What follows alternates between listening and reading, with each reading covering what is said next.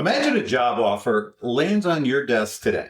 You didn't apply for it. You have zero qualifications for it. And honestly, the job description is terrifying.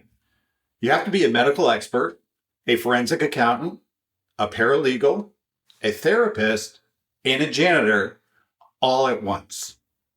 You're on call 24/7. The pay is negative. It actually costs you money.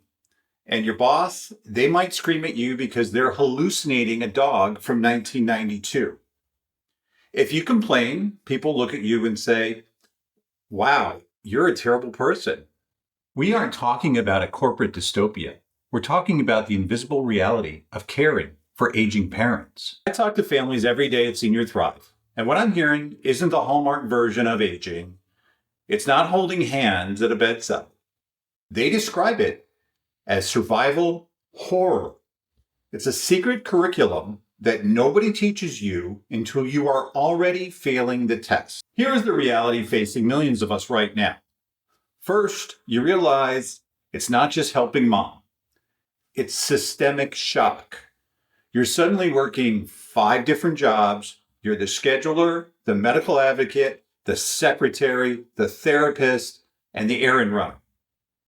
You think you can handle it with some sticky notes on the fridge. That's what we call the system fallacy. The sticky notes work for about a week. Then the informational avalanche hits. Insurance denials, portal lockouts, prescriptions that don't sync up. And that is usually when the war with your siblings begins. I hear this constantly. The local sibling versus the remote sibling. The remote sibling calls on Sunday. Mom puts on her best phone voice. She sounds great. The remote siblings hang up thinking, she's fine. My brother, he's just exaggerating.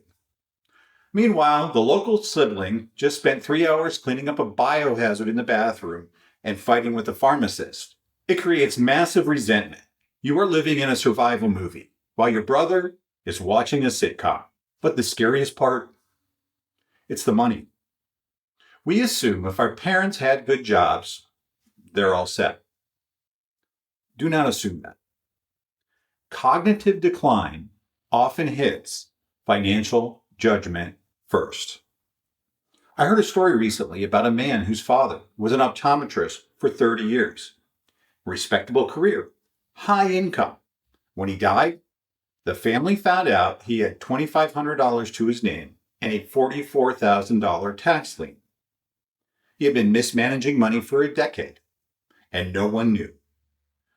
By the time you find out, the hole is often too deep to climb out of. Look, we have scripts for death. We bring casseroles for funerals, but nobody brings you a lasagna because you just spent 4 hours on hold with Medicare. We call this ambiguous loss. You are grieving someone who is still standing right in front of you. So what is the takeaway? Why am I telling you this? Because we wait too long. We wait for the fall. We wait for the diagnosis. We wait for the scary letter from the IRS. If your parents are still independent, you need to audit your exposure today. Do you know the password to their phone? Do you know what they actually spend versus what they make? It's an awkward conversation. Hey, Dad, are you broke? It's not fun dinner table talk. The alternative is finding out when the check to the Girl Scouts to buy those cookies from your daughter bounces. The hardest part of aging isn't the final goodbye. It's the long, messy, expensive, bureaucratic nightmare that comes before it. Don't wait for the crisis to build your system. Start today. Don't wait until tomorrow. Plan for the future, because your parents have a future. You just want it to be smooth, you want them to thrive, and you want them to live the best life.